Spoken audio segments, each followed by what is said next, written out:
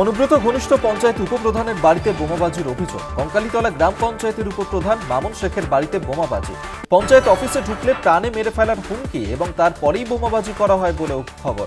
সিসিটিভিতে ধরা পড়েছে বোমা ফাটার ছবি। বীরভূমের শান্তিনিকেতন থানার লায়েকবাজার এলাকার ঘটনা। আতঙ্কিত উপপ্রধান ও তার পরিবার, তদন্তে শান্তিনিকেতন থানার পুলিশ। ঘটেছিল বলতে গেলে আমি সন্ধ্যাবেলা আমাদের বীরভূম জেলা তৃণমূল কংগ্রেস বোলপুরের যে কার্যালয় সেখানে গেছিলাম।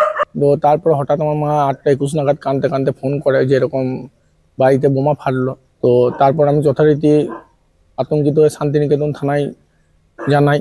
তারপর ভয়ে ভয়ে কয়েকজনকে নিয়ে বোলপুর থেকে বাড়ির কাছাকাছি এলাম। তারপর পুলিশ দাঁড়িয়েছিল, পুলিশকে সঙ্গে নিয়ে এখান পর্যন্ত এলাম।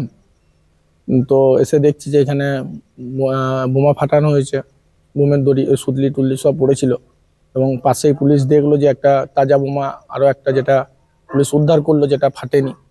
তারপর শান্তিনিকেতন থানার ওসি এসছিলেন, তিনি দেখলেন আমার বাড়িতে সিসি ক্যামেরা লাগানো আছে। সেখানে ফুটেজ চেক করে দেখা গেলো 8টা 17 নাগাদ বোম ছোড়া হয়েছে। প্রচণ্ড আতঙ্কে। পশ্চিম মেদিনীপুরে বিদ্যাসাগর মেলার উদ্বোধনে গিয়ে ক্ষুব্ধ মন্ত্রী মানস রঞ্জন ভূঁইয়া। প্রকাশ্য সভা মঞ্চ থেকে ধমক প্রতিনিধিদের। মঞ্চে দাঁড়িয়ে ঘাটাল মাস্টার প্ল্যান নিয়ে কেন্দ্রের বিজেপি সরকারকে তোপ মানুষের। বিদ্যাসাগর মেলায় নেই মমতা বন্দ্যোপাধ্যায়ের ছবি, সেই দেখেই মূলত ক্ষোভে ফেটে পড়েন মানস ভূঁইয়া। আধিকারিকদের ধমক দিয়ে মুখ্যমন্ত্রীর ছবি লাগানোর বার্তা দেন।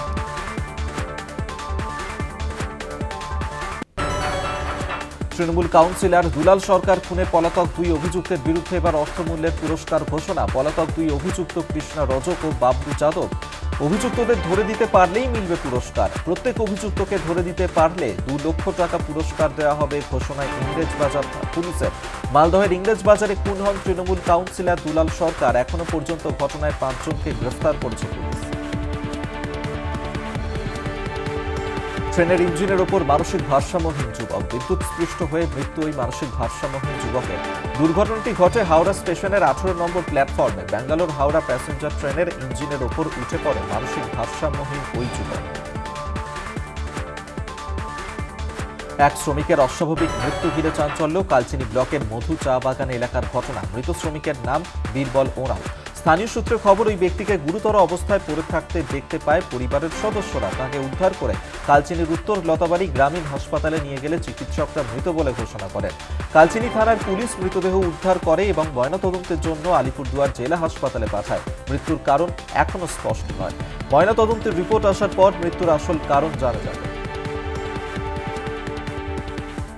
প্রয়াগরাজে শুরু হতে চলেছে মহাকুম্ভ। দেশ বিদেশের সাধু সন্ন্যাসীরা ভিড় জমাতে শুরু করেছেন প্রয়াগরাজে। তবে মহাকুম্ভের বছরেও বাংলার গঙ্গাসাগরে কপিলমুনি আশ্রমের পাশে আক্কাগুড়িতে এসে পৌঁছেছেন নাগা সাধুদের দল। বাংলাদেশে লাগাতার সনাতনী হিন্দুদের ওপর আক্রমণ, মন্দির ভাঙচুর, ইসকনের সন্ন্যাসী চিন্ময় প্রভুকে বিনা বিচারে জেলবন্দি রাখার ঘটনায় ক্ষোভ ঝরে পড়ছে নাগা সাধুদের গলায়। বাংলাদেশের ঘটনায় সনাতনী হিন্দুদের জোটবদ্ধ প্রতিবাদের ডাক দেন তাঁরা। পাশাপাশি বাংলাদেশে হিন্দুদের ওপর হিংসা বন্ধ করতে কেন্দ্রীয় সরকারকে হস্তক্ষেপের দাবি জানান নাগা সাধুরা। দিনের আলোয় গ্রামে দাপিয়ে বেড়ালো বুনো দাঁতাল, ক্ষতিগ্রস্ত করল 2টি বাড়ি ও ফসল। সাঁতালি নাকডালা এলাকার ঘটনা। স্থানীয় বাসিন্দারা জানান, রবিবার সকাল থেকে সাঁতালি নাকাডালা এলাকায় দাঁতাল হাতি দাপিয়ে বেড়ায়। জমির ফসল নষ্ট করার পাশাপাশি এলাকার বাসিন্দাদের ঘরে তাণ্ডব চালায়। 2টি ঘর ক্ষতিগ্রস্ত হয়েছে। স্বাভাবিকভাবেই আতঙ্কিত এলাকার মানুষ।